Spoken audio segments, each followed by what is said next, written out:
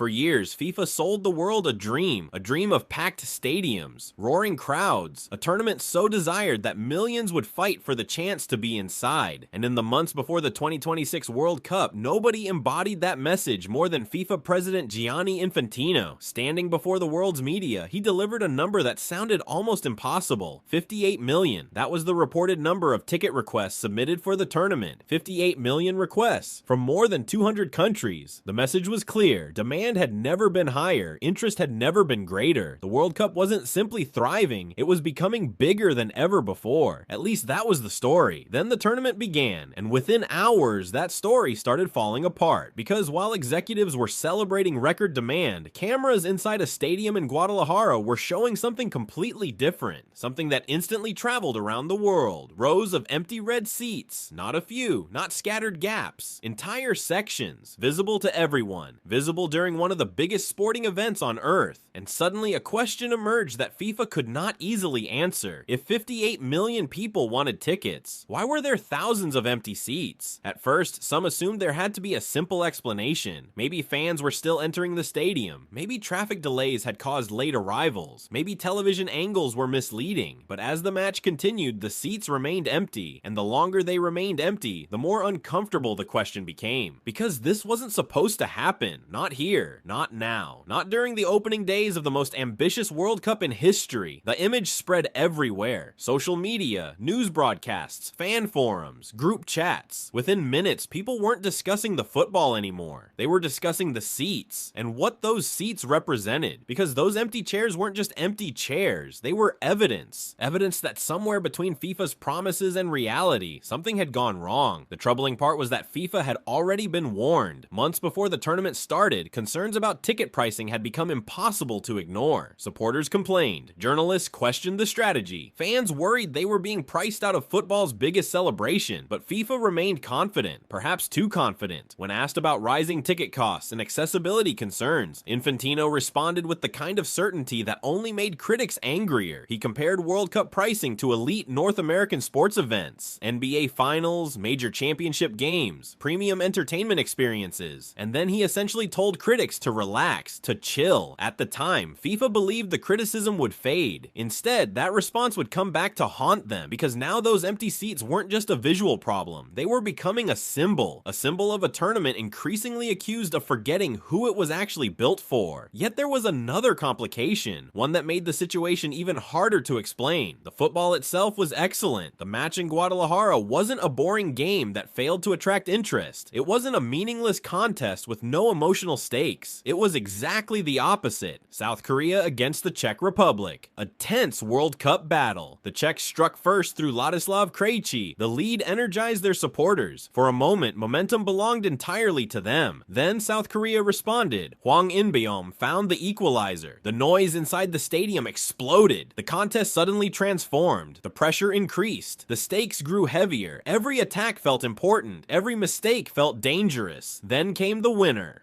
Oh Hyun-gyu delivered the decisive goal. South Korean supporters erupted. The scenes were everything FIFA wanted the world to see. Passion, emotion, drama, the very essence of the World Cup. And that created an entirely new mystery, because the people who were there sounded incredible. The fans who had made it into the stadium were creating a genuine World Cup atmosphere. They sang, they celebrated, they suffered, they lived every moment. So if the product was excellent, if the fans were passionate, if global demand was supposedly historic, why were those sections still empty? The answer was becoming increasingly uncomfortable. And then FIFA released its official attendance figure. That number only made things worse. According to FIFA, attendance stood at 44,185 spectators. On paper, that suggested a near-capacity crowd. Only a tiny number of seats supposedly remained unsold. The mathematics appeared straightforward. The visuals did not. Because millions of people watching around the world had eyes. They had seen the stadium, they had seen entire sections sitting vacant, and now they were being asked to believe that almost every seat had been occupied. The contradiction was impossible to ignore. The debate exploded. Fans posted photographs, journalists shared screenshots, independent videos circulated online. Every new image seemed to raise the same question. Who was telling the truth? The official numbers, or the evidence visible on every television screen? The controversy appeared finished. It wasn't, because investigators and analysts soon uncovered uncovered something even more revealing. Many of those seats had actually been sold. That was the shocking part. The seats weren't empty because nobody bought them. The seats were empty because the people who bought them never showed up. And suddenly the entire story changed. This was no longer a story about demand. It was a story about access. There is a difference, a massive difference.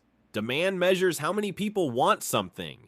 Access determines who actually gets it. And somewhere along the way, those two things had become disconnected. For decades, the World Cup operated on a simple emotional principle. The fans came first, not because FIFA was charitable, not because football was perfect, but because the atmosphere itself was part of the product. The supporters were the spectacle. Their voices became the soundtrack. Their emotions became the theater. But in 2026, critics argued that something had shifted. Tickets were increasingly treated like luxury assets. Corporate inventory, hospitality products, status symbols, not invitations to a football match. Many hospitality packages reportedly exceeded $5,000 for group stage games, not finals, not semifinals, group stage matches. And once prices reach those levels, the psychology changes, the customer changes, the relationship changes. People stop viewing the ticket as a dream. They start viewing it as an asset, an expense, a corporate opportunity. And assets don't behave like fans. A supporter who spends years dreaming about attending a World Cup does everything possible to show up. A corporation doesn't. A sponsor doesn't. A speculative buyer doesn't. If schedules change, they absorb the loss. If priorities shift, they stay home. If another event becomes more important, the seat remains empty. The ticket is purchased. The experience is abandoned. The stadium suffers. The atmosphere suffers. The tournament suffers. But the revenue remains untouched. And that distinction matters because FIFA's financial incentives were not necessarily aligned with a full stadium. They were aligned with selling the ticket. Once the transaction happened, the money was secured. Whether someone occupied the seat became a secondary concern, and nowhere was that contradiction more visible than those empty red chairs in Guadalajara. The deeper analysts looked, the stranger the situation became. Reports emerged suggesting massive numbers of tickets were still sitting on official resale platforms. Hundreds of thousands, available, unclaimed, waiting. This created another paradox. The demand was real. The scarcity was artificial. Millions wanted access, yet tickets remained trapped inside a system that many ordinary supporters could not realistically navigate or afford. Both statements were true, and the distance between them was the entire story. By now, public frustration had evolved into something more serious. Questions about ticketing practices were no longer coming only from fans. Government officials began paying attention. Consumer advocates began paying attention. Legal scrutiny started growing. What initially looked like an embarrassing optics problem was becoming something much larger, because when enough people feel excluded from a product that claims to represent them, trust begins to erode.